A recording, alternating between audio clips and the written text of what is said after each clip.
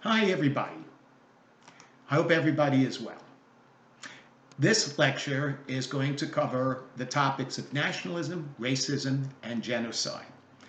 Look for the folder on this particular topic because in addition to my lecture video, I've included two other video presentations that are absolutely must view in order to successfully develop the essay that this topic is based on. Anyway, let's cut to the chase here. Definitions of nationalism and racism and ethnicity, like other social scientific concepts, are subject of dispute, but we're not going to debate those here. Broadly speaking, nationalism is a sense of identification with a group of people who share a common history, language, culture, or some combination of these. Nationalism may or may not explicitly be a movement to create an independent state. But clearly, nationalism invokes passion, feelings, and consequently, we say it's a psychological thing. There are numerous theories that have been developed over the years to explain these things. The theories that I'm going to describe to you in summary fashion. And in developing this essay, I don't want you to just simply regurgitate what I say here. I expect you to do a little bit drilling and expand upon some of the things that I'm saying here and build that into the narrative of this essay, should this be the one that's selected. The theories that I'm going to describe are realistic group conflict, social identity, social dominance, psychodynamics, albeit very, very briefly, because some of that I've covered in the beginning of the semester, and the biopolitical approach. Let's start with realistic group conflict theory. A review of some of the concepts described in your open source social psychology textbook, you would come across us versus them thinking, which describes in-groups and out-groups as creations as a consequence of interaction. Conflict develops where one group has a realistic, rational reason to compete with or fight the other. Social psychologist Muzaffar Sherif conducted field experiments quite a long time ago at Robbers Cave, Oklahoma, and it came to be called the Robber Cave Experiment. 22 schoolboys, none of whom knew one another before the experiment, were recruited to a summer camp. They were randomly assigned to one of two groups. Randomization, by the way, is a critical feature of experimental methodology, and its significance is being applied to development of a COVID-19 drug treatment protocol. I'm sure you've heard of double-blind, randomly assigned groups and so forth. The whole notion of randomization is a very, very fundamental concept. In fact, any experimental result demands that when comparing two or more groups, that the assignment to these groups are done randomly. It has a way of significantly, but not completely, eliminating all kinds of biases and so forth, but is an essential feature, and we become very, very suspect of any experimental protocol that doesn't follow this very, very important feature, namely randomization. So I kind of mentioned that as an aside. Anyway, getting back to Sheriff. Each group was segregated for 1 week and assigned to separate cabins some distance away from one another. Summarily, here's what Sheriff found. Each group eventually developed their own leaders, their own identity, and their own culture. Sheriff then threw these two groups into a series of competitive activities and games. After a period of time, Sheriff found that hostility quickly emerged to a point where they could not compete without insulting or fighting one another. Well, you kind of get an idea of what that is. If you're a Yankee fan and you're familiar with the Red Sox, well, you know, Red Sox fans and Yankees fans notoriously hate each other. I'm sure that you can come up with your own examples that would add supporting anecdotal evidence to Sheriff's model. Another theoretical approach is the social identity theory, which is similar to Sheriff's model. To be sure, it's another situational model, but it's also frequently considered the most common way of understanding the psychology of nationalism. Again, there is a distinction between in-group and out-group, but social identity goes beyond Sheriff's stuff. Hostility towards outgroups and favorism towards one's own can occur in the absence of any interaction between the groups. In other words, one senses of who they are based on their group membership. The core feature of this theory is that group members of an in-group will seek to find negative aspects of an out-group. Thus, social identity is a person's sense of who they are based on their group memberships. Tajfel, in 1969, proposed that groups like social class, family, football teams, etc., give rise to the development of a tendency to divide the world into them and us, based through a process of social categorization. And that is, we tend to put people into social groups. Tajfel's experimental paradigm was somewhat similar to Sheriff's, and that is principally random assignment, again, a very, very essential feature of experimental methodology. Tajfel used complete strangers as subjects and randomly assigned them to groups. They were divided, however, along absurd and meaningless lines, such as musical preferences. Although divided using these classifications, the groups were never allowed to contact each other. That is, there was no competition between the groups. After a period of time, however, members of each group still displayed marked favoritism towards their own in-group and equal hostility to the out-group. In addition, the in-groups chose to penalize the out-group rather than receive more money itself. Relatively less was given to the out-group, even when giving more would not have affected the amounts for the in-group. You may look at Tajfel's original paradigm to get more clarity on that. Tajfel believed that there had to be something other than the simple factors, motivational factors, for individuals to develop this strong identification with the in-group. Does anyone want to guess what that might be? Well, if self-esteem came to mind, you are correct. Well, what is self-esteem? It's our sense of self-worth, the extent that we like ourselves. Our sense of belonging to a group enhances our self-esteem. This is well documented.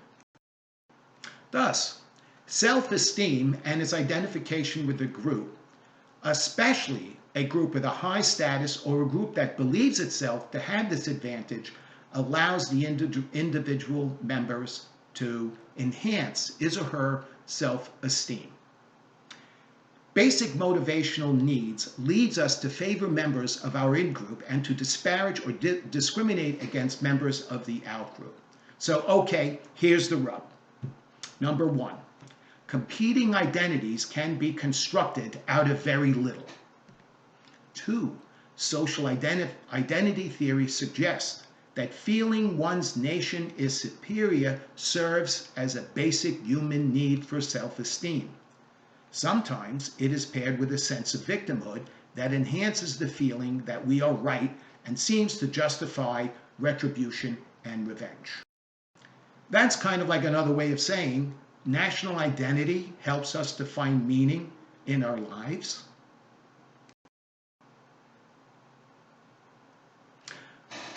Another theory is social dominance theory, and it is heavily influenced by evolutionary psychology. Basically, social dominance theory views society as inherently oppressive and group oppression is the normal default condition of human relations.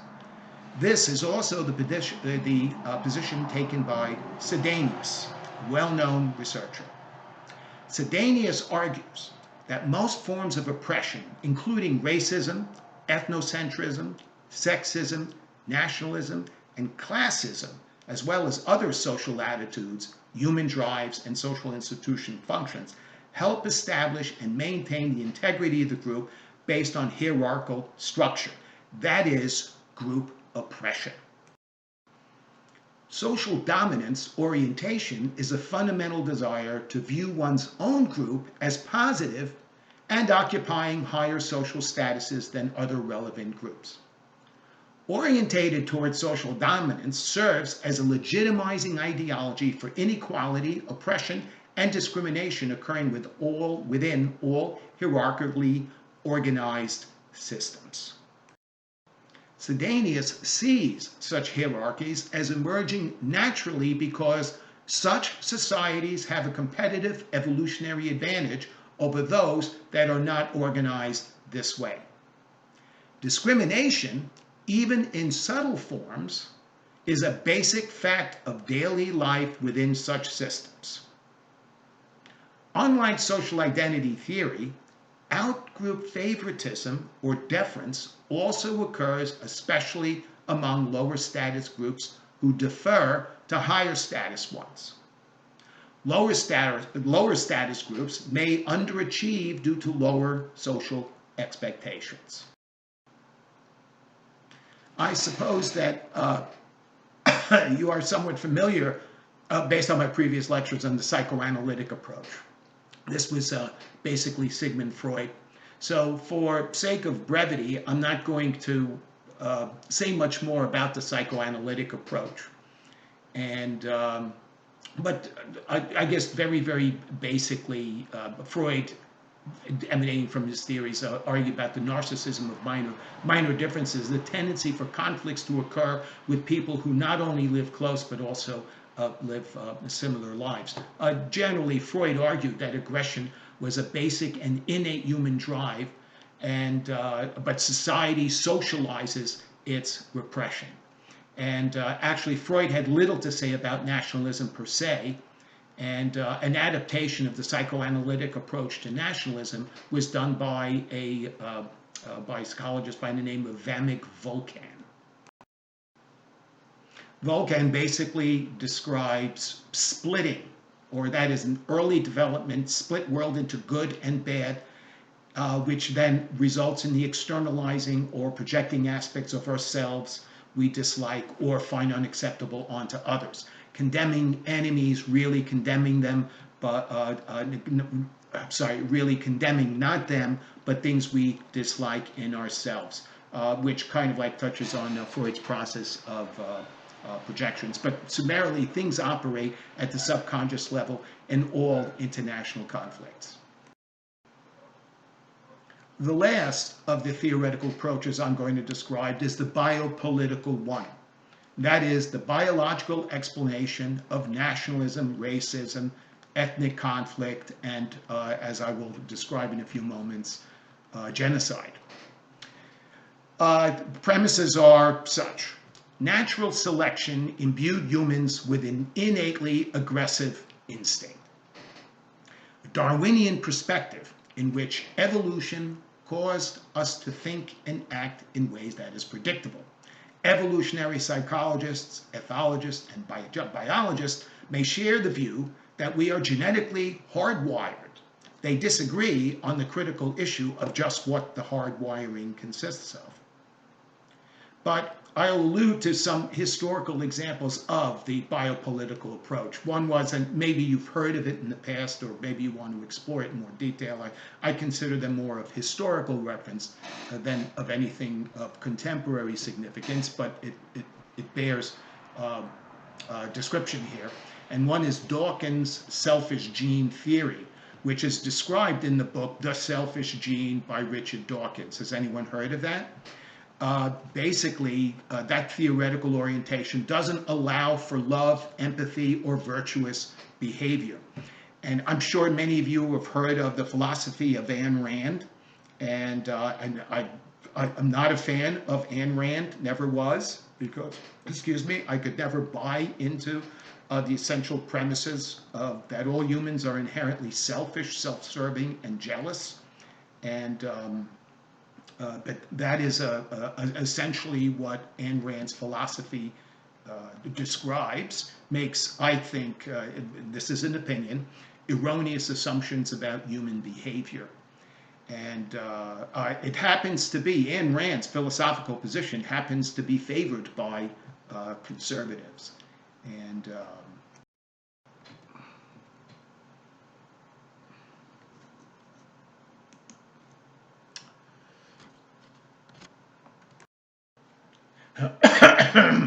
excuse me. I'm sorry, getting back to Ayn Rand. I'm sure that many of you have heard of the former Speaker of the House named Paul Ryan. Paul Ryan, by the way, was an openly professed Ayn Rand fan. But like I've already stated, I am not. But you might, Ayn Rand has a website, well, she's deceased, but there is a website where her philosophy is explicated in greater detail. So if you're curious, you're more than welcome to, to explore that. But another noted researcher by name of Mary Clarks, in her book In Search of Human Nature, wrote, contrary to Dawkins, argues that social mammals could never survive from just selfish survival rules. She argued that selfish gene does not explain altruistic and empathic behavior in social situations. Instead of being shaped by selfish genes, genetically predisposed to help other individuals seems to be what is clearly evident. I'm just making a side allusion to it. We've identified something called an oxytocin gene, which is being dominant, rather having both alleles for it, tends to make you more empathic and more altruistic, and also better in facial recognition. So it's an interesting concept, and I'm not going to drill into it. But Clark's position was that in order for a species to continue to propagate, it would be helpful that a species were predisposed to aid other members. So there seems again to be an evidentiary basis for this. And it seems to lie in the oxytocin genes, but this is a matter of additional DNA research that may yield more significant stuff. Let us now turn our attention to the psychology of genocide. A researcher by the name of Kristen Monroe found social identity theory troubling. You remember that one, the tendency for in-group and out-group to arise just by being members of a group.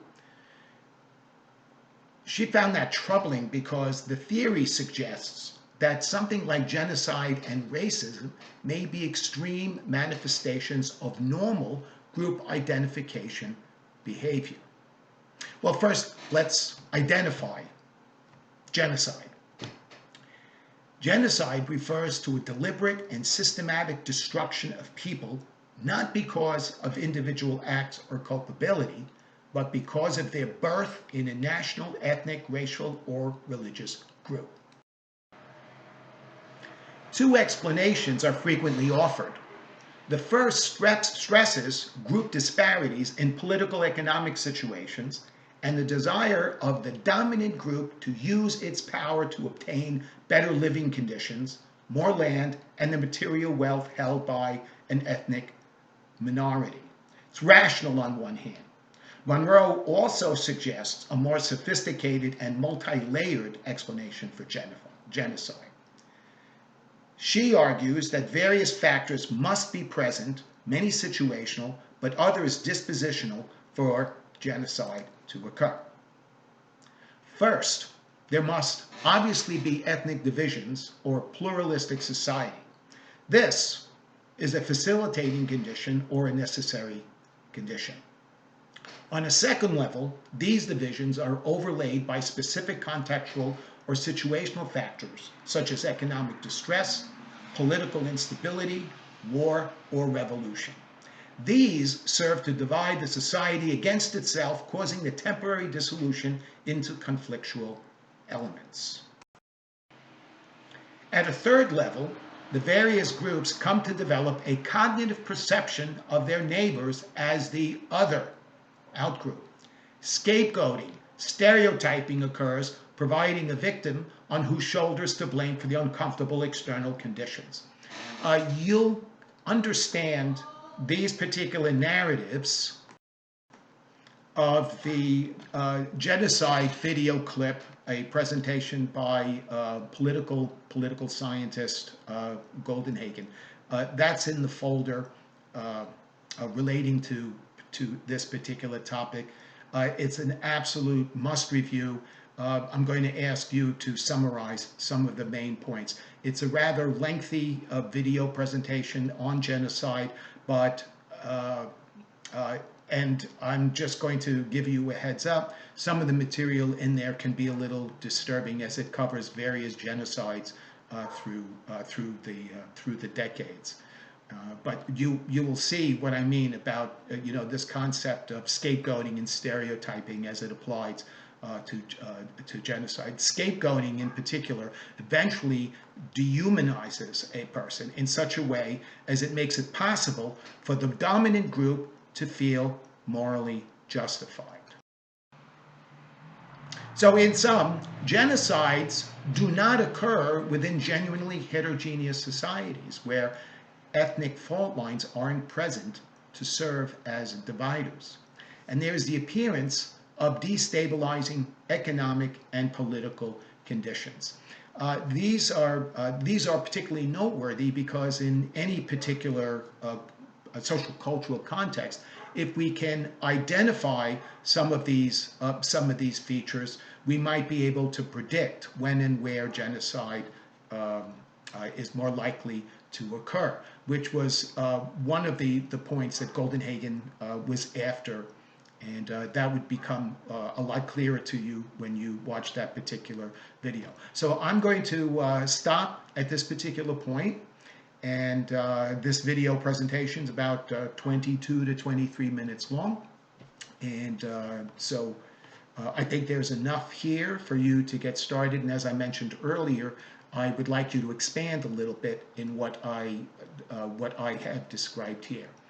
And see you guys a little bit later.